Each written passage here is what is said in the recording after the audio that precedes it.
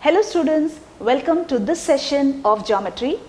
Today we are going to learn a new chapter in geometry, that is triangles, यानी कि त्रिभुज. Children, as we know, what is a triangle? A triangle is a closed figure made up of three line segments. है ना? त्रिभुज किसे कहते हैं? एक बंद आकृति जो तीन रेखाखंडों से बनती है. और a triangle has got 6 parts. What are the 6 parts?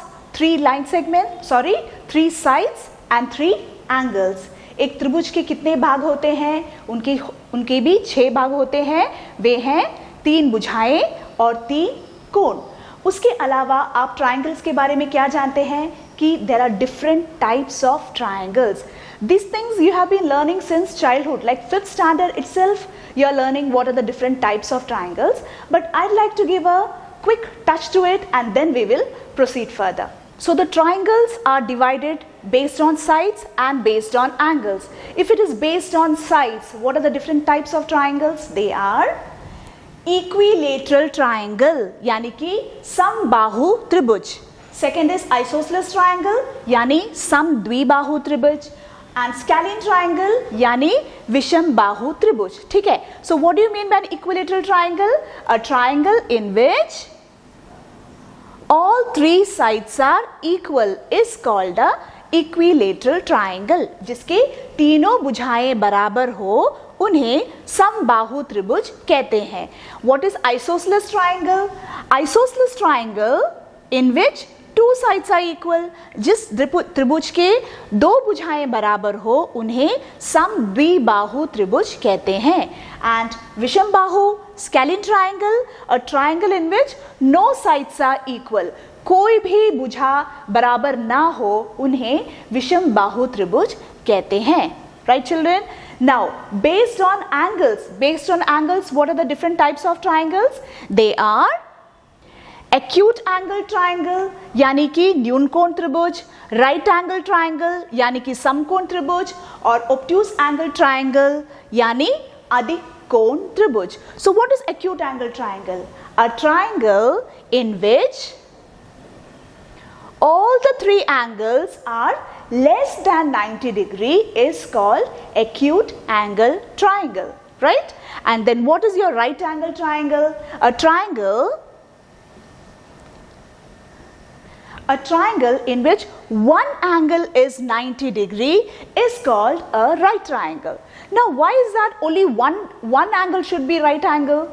Because you have learned in the previous class that sum of the 3 angles of a triangle is 180 degree. If here it's 90 degree and if this angle is also 90 degree, so what would happen?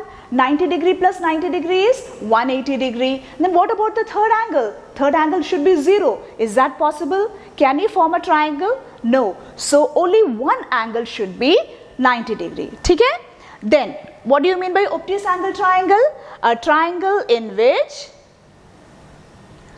one angle is more than 90 degree is called an obtuse angle triangle. जिस त्रिभुज में एक कोण 90 degree से अधिक हो उन्हें अधिक कोण त्रिभुज कहते हैं. So I went very quickly. I'm sure these are the different types of triangle based on sides and based on angles. Now children, in this chapter the main concept is congruence of triangles, यानी त्रिभुजों की सर्वांग असमता. But before going into the main concept, there are few very important terms that you should know. As such, it is not there in your syllabus, but these terms come everywhere in your exercises, so you should know the meaning of those terms. सबसे पहले आप slide देख लीजिए बच्चों. And I will request you to please capture this in your mobiles because these things you will not find in any of your textbooks from class 6th to 10th. Nowhere it is there, so please click it in your mobiles. And जो Hindi medium के बच्चे हैं उनके लिए मैं आपको board में समझा दूंगी. Now children, I have written all the points here on the board. Now these points, these terms is not there in your syllabus, but each and every term comes in your exercises. And ये जो आप देख रहे हैं, it in itself is a vast topic. ये जो terms है, इनका डेफिनेशंस है, इनका कंस्ट्रक्शंस है, इनसे रिलेटेड प्रोजेक्ट्स है, बहुत कुछ है बच्चों, but I am going to tell you only the meaning of the terms, जितना आपको फिलहाल 9th स्टैंडर्ड में ज़रूरत है, ठीक है. And another thing I would like to tell you is children that these terms or these concepts are different in different triangles. यानी कि for acute triangle it's different, for right triangle it is different, and for obtuse triangle it is different. So I won't take much time in it. I'd like to explain everything with the help of acute angle triangle. Fine? So let's start here. Now the first one is median. Median Hindi में कहते हैं माध्यिका, ठीक है. What do you mean by a median? Now this is an acute angle triangle, ठीक है. These are the three sides. Every side has its own midpoint, right? Suppose for this side, this is your midpoint. This is your midpoint. Now the line segment from the vertex of the triangle to the midpoint of the opposite side is called median. That means from here, if you draw a line to the midpoint of the opposite side, that is your median. तो माध्यिका किसे कहते हैं? एक रेखाखंड जो शीर्ष से उसके विपरीत भुजा के मध्य बिंदु में जाकर मिलेगा, उसे हम माध्यिका कहते हैं. तो क्योंकि यहाँ पर 3 शीर्ष है, तो मीडियंस भी हमारा 3 होगा.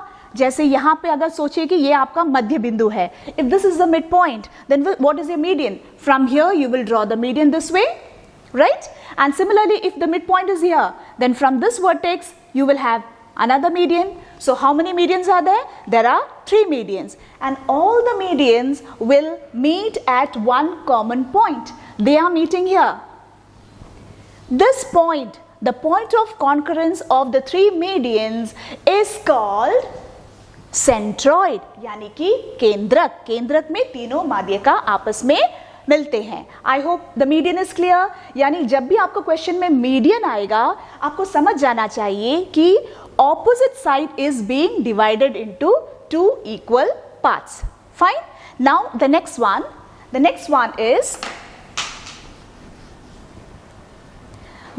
is children, altitude. Now altitude, suppose this is your triangle. An altitude is a line segment from the vertex of the triangle perpendicular to the opposite side. यहाँ से आप डायरेक्ट स्ट्रेट एक line खींचिए which is 90 degree over here. This is your altitude. ठीक है. तो अगर यहाँ से अगर आप ड्रॉ करेंगे, यहाँ से सीधा आपका 90 डिग्री यहाँ बनेगा. उसी तरह अगर आप यहाँ बनाएंगे तो यहाँ आकर 90 डिग्री बन रहा है. Fine. So again, all the 3 altitudes are also meeting at a common point, and this point of concurrence is called orthocenter. So हम altitude यानी कि शीर्षलंब. शीर्षलंब किसे कहते हैं? एक रेखाखंड जो शीर्ष से उसके विपरीत भुजा के साथ लंब हो, उसे शीर्षलंब कहते हैं. एक त्रिभुज में 3 शीर्षलंब होते हैं, और जिस बिंदु पर तीनों आकर मिलते हैं, उस बिंदु को हम कहते हैं लंब केंद्र. So whenever in the question you have that it is an altitude, you should understand that in the opposite side it is making 90 degree. Fine बच्चों. Now the next one. The next one is angle bisector. वो तो आपके word में ही meaning है. The angle, the line segment that bisects the angle. So if this is your triangle, this is your triangle, what will be the angle bisector? This is your angle. It will surely be a line which goes like this, isn't it? So these 2 parts will be equal. Similarly, यहाँ पर भी एक angle bisector होगा आपका, यूं जाएगा, है ना? कोण समद्विभाजक या कोण द्विभाजक. तो यहाँ पर भी आपका 3 एंगल बाइसेक्टर होगा, और तीनों जो है कहीं ना कहीं जाकर मिलेगा, है ना? उस बिंदु को हम कहते हैं इन सेंटर या फिर अंत केंद्र. So whenever you have angle bisector in the question, the meaning is that the angle is being divided into 2 equal parts. Fine. And the fourth one is perpendicular bisector, यानी लंब समद्विभाजक. Now if this is your triangle, perpendicular bisector, all the three were related to vertex, isn't it? But this is not related to vertex, it is just with the side of the triangle. Perpendicular bisector माने, now this is your side. एक ऐसा line segment जो इस side को bisect भी करेगा और perpendicular भी होगा. यानी from here if you are making, it will be a line that goes this way. ये दोनों साइड भी आपका इक्वल बराबर होगा. It is being bisected. At the same time it will be 90 degree also. उसी तरह अगर हम यहाँ पे बनाते हैं इसका, तो शायद यहाँ पे यूं आएगा. अब आप कंस्ट्रक्ट करेंगे तो आपको एग्जैक्ट पॉइंट मिल जाएगा बच्चों. तो यहाँ पे शायद हम मान रहे हैं कि यहाँ से यूं परपेंडिकुलर शायद यहाँ पे ऐसे ही जाएगा, तो ये भी कहीं ना कहीं जाकर मिलेगा. So the point of concurrence of the all the three perpendicular bisector is called circumcenter या फिर परिकेंद्र. So these are the four important points that you have to know, children. So whenever in your question you have median, once again अगर आपको median माध्य का आ जाता है तो आप समझ जाना कि उसके जो ऑपोजिट साइड्स है, it is being divided into two equal parts, right? If it is given altitude, that means that it is making 90 degree with the side. If it is giving angle bisector, you should understand that the angles are being bisected into two equal parts. And if it is given perpendicular bisector, आपको समझ जाना चाहिए कि 90 degree भी बना रहा है side के साथ और उस साइड को आपस में बाइसेक्ट भी कर रहे हैं. Fine students? Now we are moving on to the main concept of our chapter, that is congruence, यानी कि सर्वांग समता. What do you mean by congruence? Now I'd like to explain the meaning of congruence with few concrete materials, children. सबसे पहले मैं कहूँगी कि मान लीजिए कि this is a figure, okay? This is also a figure. अब ये दोनों फिगर का शेप सेम है, ये भी एक पाम है और ये भी एक पाम है, राइट? क्या इनका साइज भी सेम है? हम इनको एक साथ रखकर देखते हैं. सी हियर, क्या ये दोनों एग्जैक्टली कवर कर रहा है? देखिए, बिल्कुल कवर कर रहा है ना? दैट मीन्स इन दोनों का साइज भी एग्जैक्टली सेम है. So we can say that these two figures are congruent to each other. That means two figures are said to be congruent if they have the same shape and same size. Fine? So that is the meaning of congruence. Now, if I take two circles, now this is a circle of 5 centimeter and this is a circle of 10 centimeter. Both the shapes are same, both are circles. Now, do they have the same size? आप इनको एक के ऊपर एक रखकर देख लीजिए, क्या ये दोनों एग्जैक्टली कवर कर रहे हैं? देखिए, no. That means these two are not congruent to each other, right? Okay. If I take this circle, this is also 5 centimeter and this is also 5 centimeter. Both the shapes are same. What about the sizes? आप एक के ऊपर एक रखकर देखिए, क्या वे exactly coincide कर रहे हैं, कवर कर रहे हैं? यस, दोनों संपाती हैं. यानी these two circles are congruent to each other because they have the same shape and same size. And why are these two circles congruent to each other? Because दोनों का जो रेडियस है वो exactly same है. So we can say two circles are said to be congruent if they have the same radius. दो वृत्त कब आपस में सर्वांगसम होते हैं? जब उनके त्रिज्याएं बराबर हो. नाउ अगला फिगर क्या होगा? Suppose this is a line segment. This is a line segment of 5 centimetre AB and this is the line segment of 5 centimetre.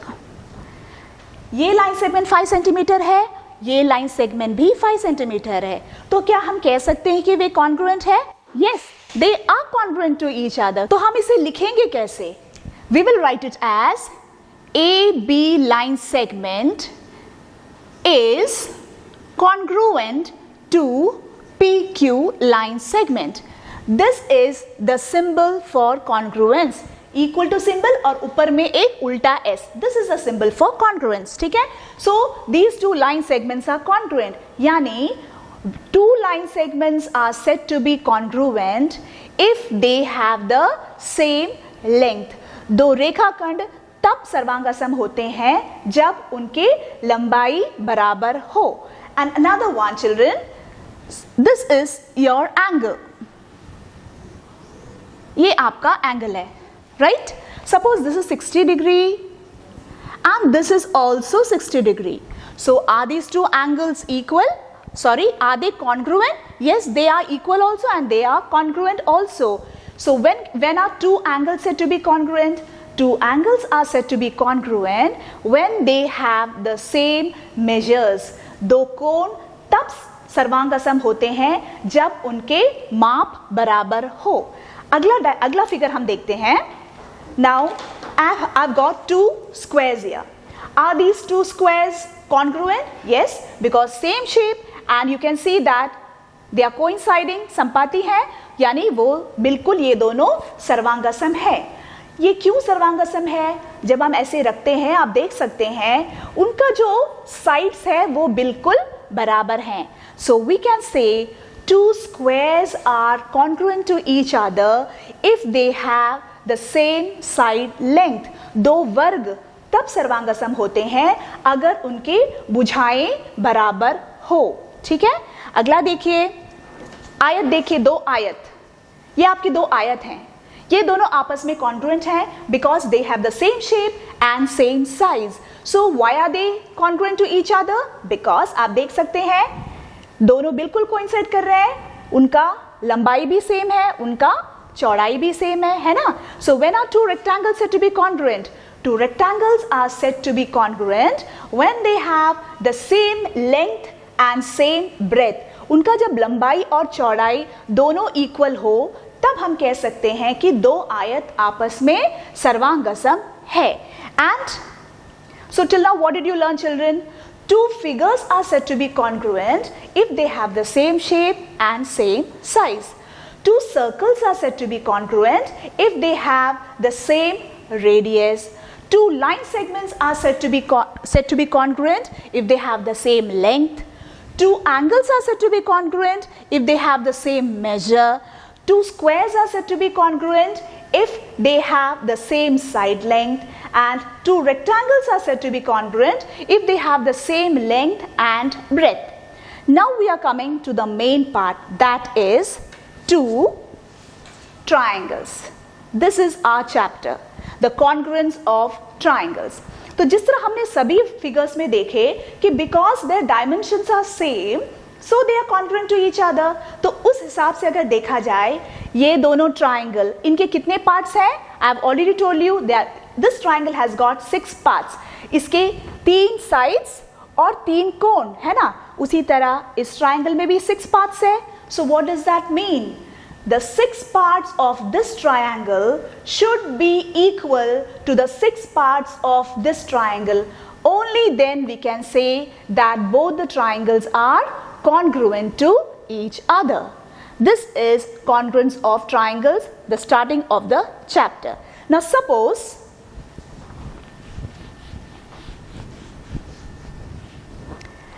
हम मान लेते हैं the name of this triangle is ABC and the name of this triangle is PQR. A, B, C and this is PQR. तो इसमें दोनों triangles are congruent to each other, which means the sides are equal. This side is equal to this side, BC is equal to QR and AC is equal to PR. ठीक है. And what about the angles? Angle A is equal to angle P, angle B is equal to angle Q and angle C is equal to angle R. And that's why they are congruent to each other, isn't it? अब हम सीखने जा रहे हैं how to write the symbolic form. That is also very important, children. अभी first triangle आप कैसे भी लिख सकते हैं. मैं लिख रही हूँ triangle A, B, C, congruent triangle. ना यहाँ पे you should be very careful, क्योंकि अगर आप थोड़ा भी यहाँ वहाँ लिख देंगे आपको इक्वल पार्ट्स लिखना बहुत मुश्किल हो जाएगा बच्चों. So the first I have written ABC, right. यहाँ पर you first see this AB. अब देखिए AB जो है, मैंने सिंपल लैंग्वेज में आपको समझा रही हूँ बच्चों कि यहाँ पे मैंने एक सिंगल डंडी दी हुई है, ठीक है. तो यहाँ पर सिंगल डंडी वाली कौन सी है? PQ, this side. तो इट इज अंडरस्टूड कि यहाँ पे या तो PQ आएगा या फिर QP आएगा, ठीक है.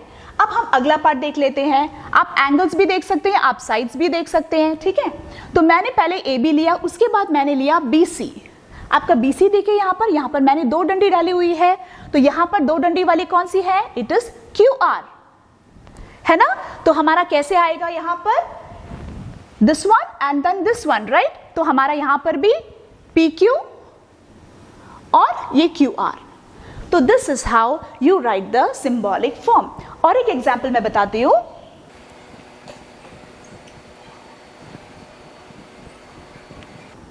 Suppose this side is equal to this side. This is equal to this and this part is equal to this part. ठीक है. अब मैं इसका सिंबॉलिक फॉर्म लिखने जा रही हूं. This one I'll write it as triangle ABC, congruent triangle. यहाँ पे मैंने पहले ले लिया AB, राइट. तो AB आपका ये है, जो सिंगल डंडी है वो है AB. यहाँ पर भी हम ढूंढ लेते हैं, ये है आपका सिंगल डंडी यानी कि QR, राइट. तो हम यहाँ पर QR भी लिख सकते हैं और RQ भी लिख सकते हैं. दोनों में डिफरेंस आ जाएगा जब आप ट्राइंगल लिखेंगे, राइट. अब AB के बाद मैंने लिया है BC. तो BC आपका ये आपका 2 डंडी वाला है ना. तो यहाँ पर 2 डंडी वाला यहाँ पर है. तो हमारा कैसे जाएगा? क्या हम QRP लेंगे? नहीं, क्योंकि ये चेंज हो जाएगा. हम कैसे लेंगे? ये पहले लेना है तो RQP यू लेंगे. RQP, triangle RQP. ये हो गया आपका सिंबॉलिक फॉर्म, ठीक है. मैं आपको और एक एग्जांपल बता देती हूं बच्चों.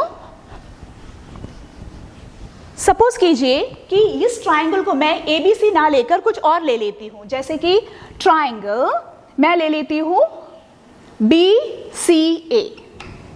थोड़ा सा चेंज कर रही हूं. So this is congruent to triangle. Now यहाँ पे देखिए BC, मैंने पहले BC लिया हुआ है, BC. तो BC आपका ये है, यानी जिसमें मैंने 2 डंडी डाली हुई है. यहाँ पर 2 डंडी वाली कौन सी है? ये है QR. तो आप यहाँ पर QR भी लिख सकते हैं और आप यहाँ पर RQ भी हो सकता है, कोई भी एक हो सकता है, राइट. अब सेकेंड पार्ट देखिए, CA. आपका CA कौन सा है? ये जिसमें मैंने 3 डंडी डाली हुई है. तो यहाँ पर कौन सा है वो 3 डंडी वाली? RP, है ना. तो अगर पहले 2 डंडी वाली फिर 3 डंडी, यहाँ पर भी पहले ये आएगा फिर ये, यानी कि आपका QRP. This is how you have to write the symbolic form for congruence of triangles. अब अगर आप ये सीख चुके हैं, the next thing that you have to know is, suppose children, ये आपको दिया हुआ है triangle ABC is congruent triangle XYZ. ये आपको दे दिया गया है कि दोनों ट्राइंगल्स कॉन्ग्रुएंट है.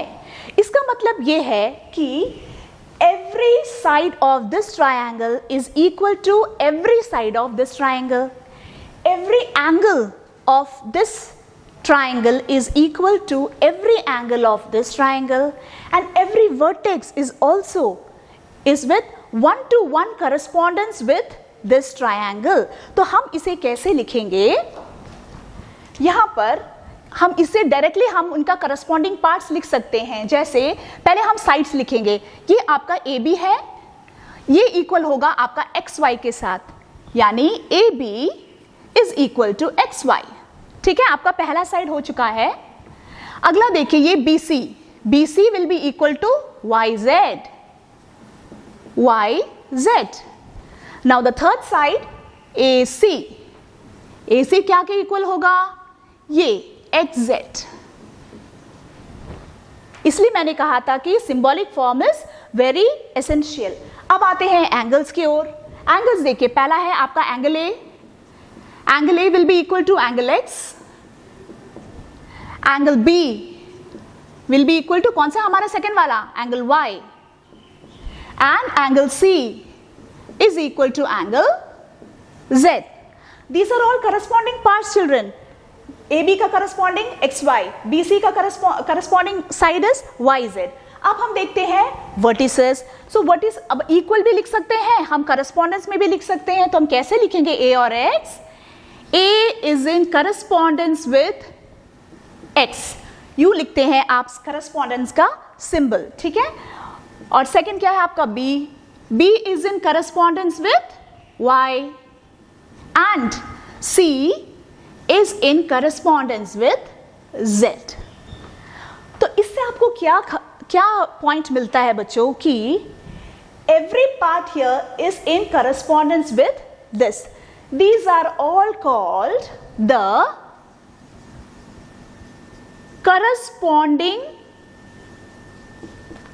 parts of congruent triangles. ये सबको क्या कहते हैं? Corresponding parts of congruent triangles. ये है एक short form का full form, that is CPCT, which is very very important, children.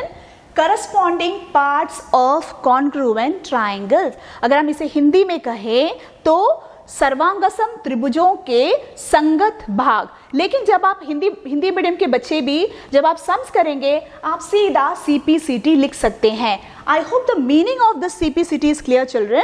Corresponding parts of congruent triangles. यानी अगर दो ट्राइंगल congruent है उसका हर पार्ट जो है दूसरे ट्राइंगल के साथ करस्पॉन्डेंस में रहेगा. So I hope, children, these parts are clear. Now the actual concept is left out, children, that will be doing it, and I hope till now whatever I taught you from the starting till here is very clear. All these points are very very essential for your further classes, children. But the important point, the different criteria for the congruence of triangles will be starting in the next class. Till then, enjoy your holidays.